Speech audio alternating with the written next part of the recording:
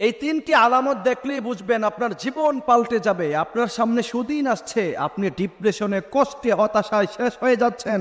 No tension.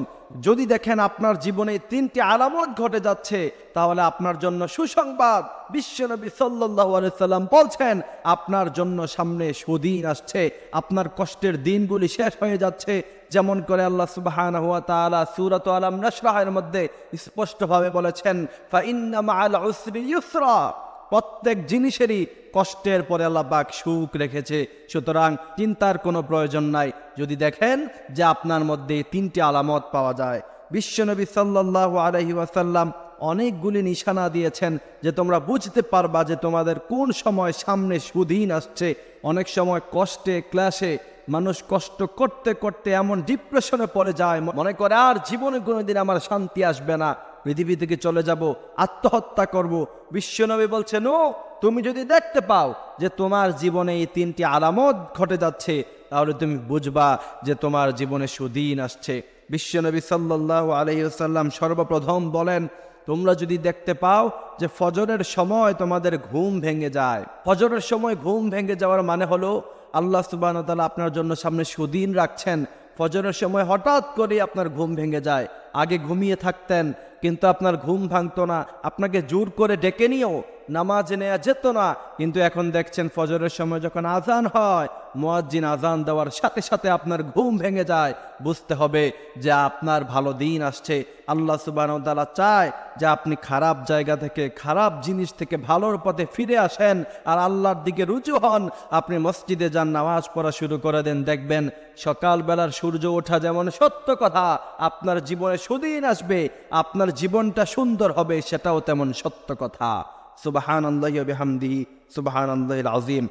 দ্বিতীয় number যে আলামত দেখলে আপনি বুঝবেন যে আপনার জন্য সুদিন চলে আসছে, আপনার খারাপ দিন চলে যাচ্ছে, সেটা হচ্ছে যদি দেখতে পান হঠাৎ করে আপনি ইবাদতে মনোযোগী হয়ে যাচ্ছেন। অনেক সময় দেখা যায় অনেক গুনাহের কাজ করতেন, নামাজে আসতে ভালো লাগতো না, কোরআন তেলাওয়াত করতে ভালো লাগতো না, হঠাৎ করে কি যেন মনের মধ্যে হয়ে গেল, যত ইবাদত করতে মন চায়, যত ইবাদত করেন ততই ভালো লাগে।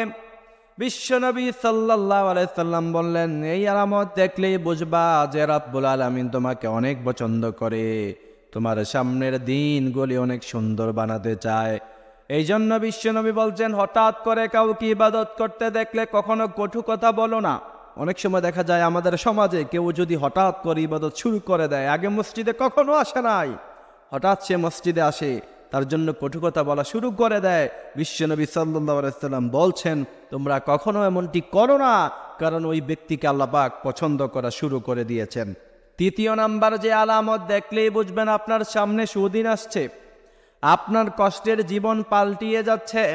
বিশ্বনবী সাল্লাল্লাহু আলাইহি সাল্লাম বললেন, তৃতীয় নাম্বার হলো যদি বিপদে ধৈর্য ধারণ করতে পারেন। আল্লাহ পাক বলেন, আল্লাযীনা ইযা আসাবাতহুম মুসিবাতুন ক্বালু ইন্না লিল্লাহি ওয়া ইন্না ইলাইহি রাজিউন।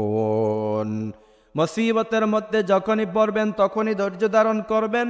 বিশ্বনবী সাল্লাল্লাহু আলাইহি সাল্লাম বললেন, এমন যারা আছে মনে করবা তোমাদের সামনে সুদিন আসছে। এই জন্য প্রিয় ভাইরা আমার, এই তিনটি আলামত যদি আপনার মধ্যে আপনি দেখতে পান, তাহলে আপনি বুঝবেন যে আপনার কষ্টের দিন শেষ হয়ে যাচ্ছে, আপনার সামনে সুদিন এনে দিচ্ছেন আল্লাহ পাক। সুবহানাল্লাহি ওয়া বিহামদিহি সুবহানাল্লাহিল আযীম। আল্লাহ পাক আমাদেরকে এই কথাগুলি বোঝার তৌফিক দান করুক। আমিন।